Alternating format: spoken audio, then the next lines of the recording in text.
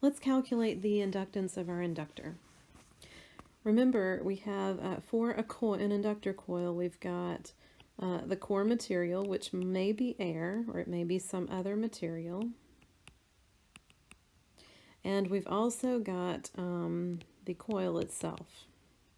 Now, there are four physical factors that affect the inductance of an inductor. One, of course, is the core material, and specifically, we're looking at the permeability of the core material, and we call that mu.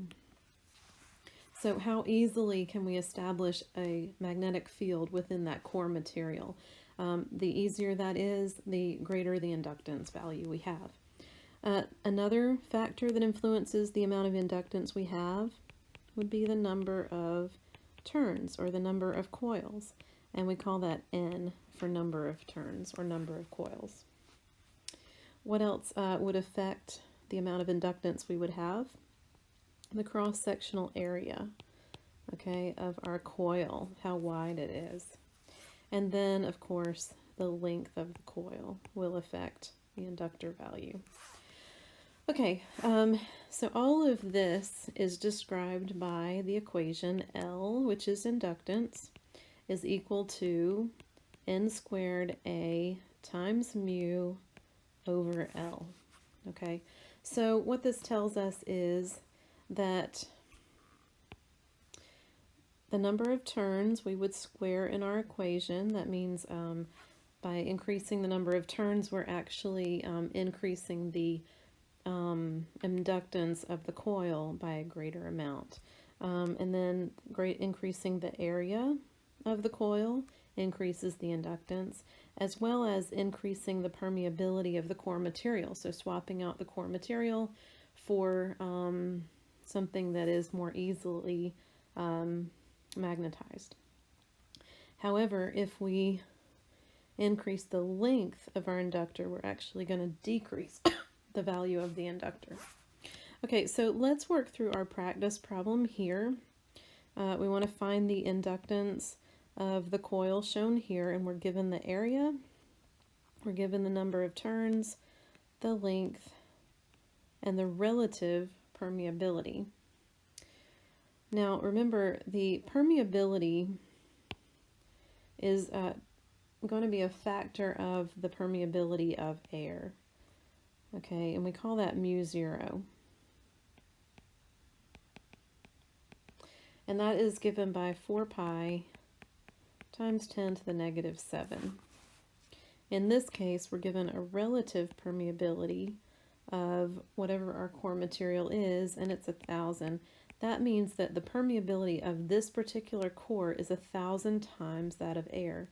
So mu, in this case, would be mu 0 times mu r, or 1,000 times 4 pi times 10 to the negative 7. So we'll put that into our equation.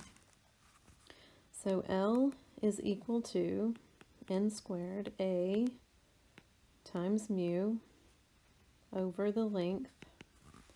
So if we have 200 turns, make sure you square that in the equation. The area is 1.5 times 10 to the negative 4 meters squared, and meters squared is the correct unit for that. And then times our permeability, which is 1,000 times 4 pi times 10 to the negative 7. And we're going to divide by our length, 0.15 meters. Calculate that, and you should get 0.05028 henries, which in engineering notation would be 50.28 millihenries. And that is the value of inductance for this particular inductor. Now let's look at these sets of inductors. So for part A, we have an inductance of 20 microhenries. And for part B, we want to figure out what the new value of that inductor would be. So for the new inductor, the area remains the same, so it's just still A1. The permeability of the core material and the length stays the same, so those don't change. What does change in this second inductor is that we're going to double the number of turns. So instead of N1, it becomes 2N1. So here's how I would set this up. You know that L is equal to N squared A mu times length. So what I would do in my equation is I would substitute basically what we're doing to that variable. For example, for A, we're going to keep that the same. So for the A term, I would simply put a 1 there. For the mu term, I would also put a 1 because we're not changing that. And for the length, again, it's the same, so we're not changing that. Now for the n, remember that's squared in our equation, we're actually doubling the amount of the number of turns. So I would put 2 in here because we're multiplying it by 2. So that means that for L2, we would have a factor of 4 times L1.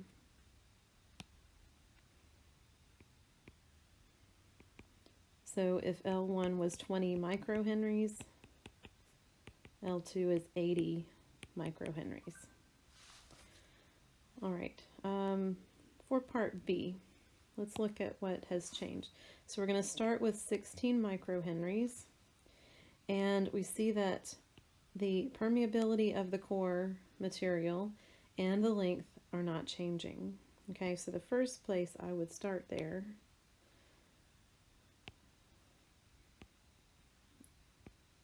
is that I would put a 1 where mu would go in the equation and a 1 for length. That takes care of the permeability and the length.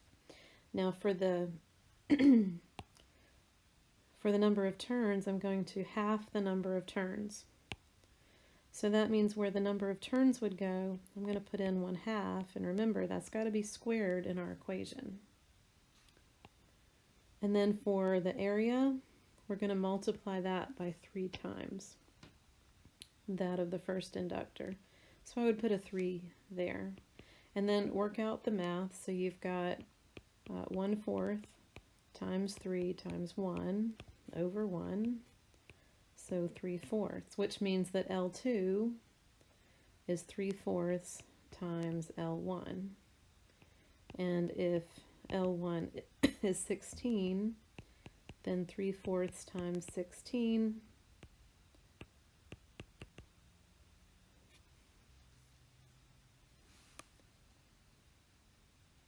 would give you 12 microhenries.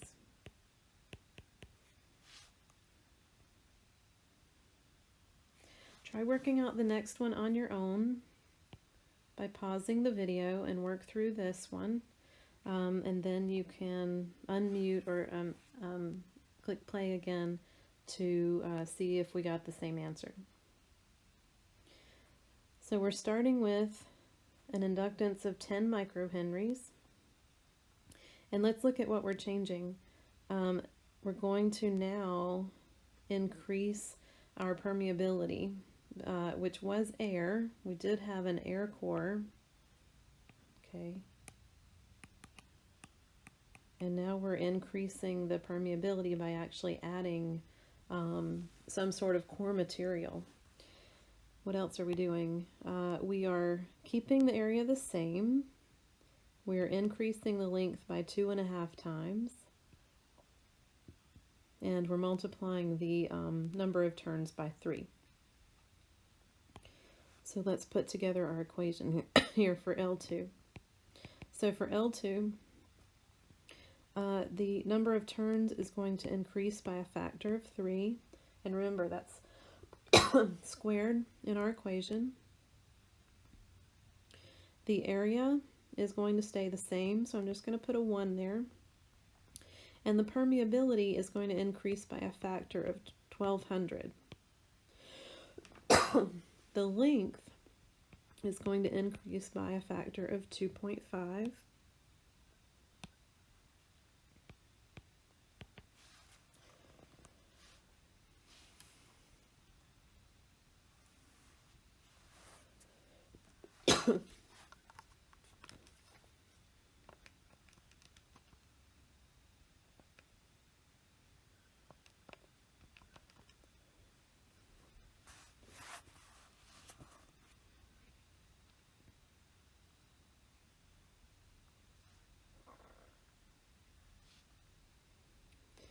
So for multiplying 9 by 1200 divided by 2.5, that's 4,320.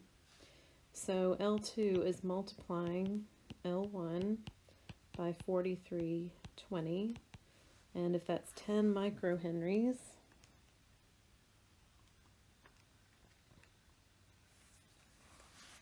we have about 43.2 millihenries.